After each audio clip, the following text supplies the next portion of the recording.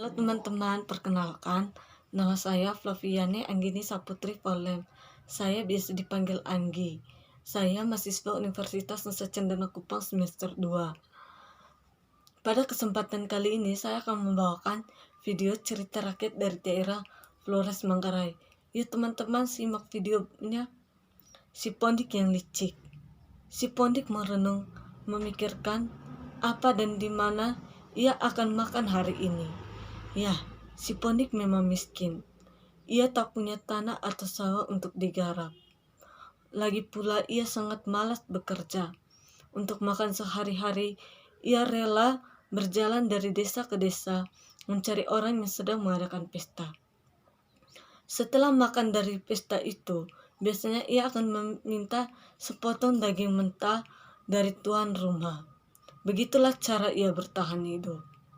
Tiba-tiba matanya tertumpu pada sarang lebah di sebatang pohon. Sepertinya aku akan mendapatkan banyak uang hari ini, katanya sambil tersenyum licik.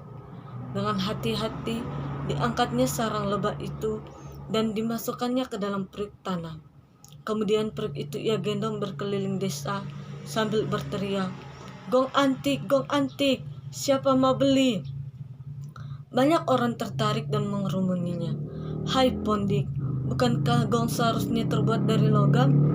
Mengapa milikmu terbuat dari tanah? Apa tidak pecah jika kita menabuhnya? Tanya seorang warga. Oh, gong ini tidak perlu ditabuh. Kalian cukup menggoyang-goyangkannya saja, jawab si Pondik sambil menggoyang-goyang perut tanah itu.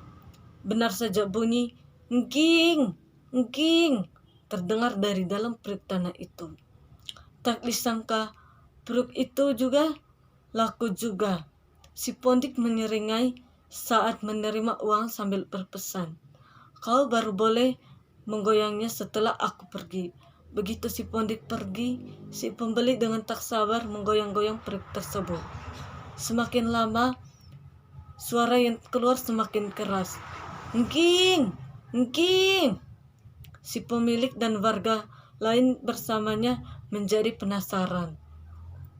Apa yang membuat perut tanah ini bisa berbunyi? Tanya mereka. Dibukalah tutup perut tanah itu. Dalam sekejap, rombongan lebah keluar dan menyerang mereka. Sekujur tubuh mereka bengkak karena sengatan. Dengan geram, mereka mencari si Pondik. Ah, itu dia! Teriak mereka yang mendapati si Pondik sedang duduk bersantai di depan rumahnya. Mereka mengiring pria itu ke balai desa untuk diadili. Karena dianggap telah mencelakai warga, ia dihukum dengan kedua tangan digantung di sebatang pohon hingga ia meminta maaf dan menyesali perbuatannya. Namun, si Pondik tetaplah si Pondik yang licik. Bukannya menyesal, ia malah menjebak orang lain untuk menggantikannya. Kau sedang apa, Pondik?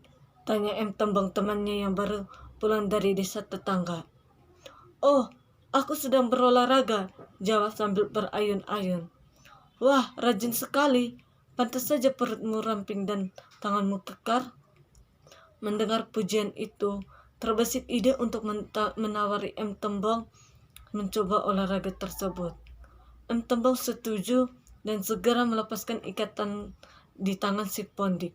Dan tak berapa lama ia bergantung di batang pohon itu. Setelah terayun-ayun sepanjang hari, Tembong mulai kesakitan. Sedangkan si Pondik, ia telah menghilang. Untunglah ada seorang warga yang barusan lewat. Hai Tembong, sedang apa kau? Bukankah si Pondik yang seharusnya menjalani hukuman itu? Hukuman? Tanya Tembong heran. Setelah temannya menjelaskan persoalannya, sadarlah ia kalau si Pondik telah menipunya. Tembong dan seluruh warga kesal dengan tingkah laku si Pondik. Mereka mencari dan menyeretnya kembali ke balai desa. Pondik, kali ini kau betul-betul keterlaluan, kata kepala desa. Sebagai hukuman, kau bertanggung jawab menyerahkan seekor kerbau yang besar dan gemuk untuk desa ini.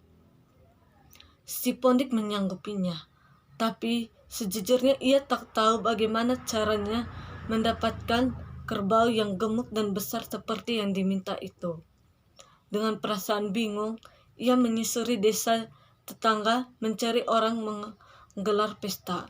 Seperti biasa, untuk menumpang makan, rupanya ia cukup beruntung.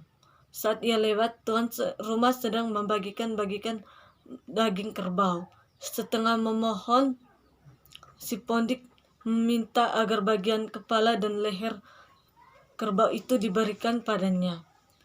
Karena kasihan, tuan rumah pun memberikannya. Si Pondik pulang dengan hati riang untuk melanjutkan akal liciknya, yaitu menanam kepala kerbau di kubangan berlumpur. Seutas tali diikatkannya di leher kerbau itu dan ujungnya ditempatkan ke sebatang pohon. Setelah itu ia pergi ke balai desa. "Aku sudah menyiapkan kerbau untuk kalian. Kerbau itu kutinggalkan di kubangan sebelah timur. Kalian boleh mengambilnya." Setelah berkata demikian, si Pondik cepat-cepat mengemasi barang-barangnya dan meninggalkan desa dengan diam-diam.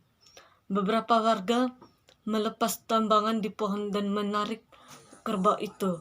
Tapi apa yang terjadi? Ternyata yang mereka dapat hanyalah kepala kerbau beserta lehernya.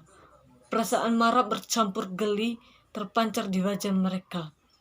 Mereka akhirnya tahu kalau si Pondik telah melarikan diri secara diam-diam. Sudahlah, biarkan ia pergi. Dengan begitu, ia telah menghukum dirinya sendiri. Kita saja yang terlalu bodoh bisa dikelabuinya terus-menerus, kata kepala desa, karena semua pulang dan melupakan si Pondik. Pesan dari cerita rakyat tersebut untuk kita semua. Si Pondik yang licik untuk kita semua adalah gunakan kecerdasan kita hanya untuk hal-hal yang positif, bukan untuk melabui orang lain, karena persahabatan lebih penting dari kekayaan. Sekian dan terima kasih.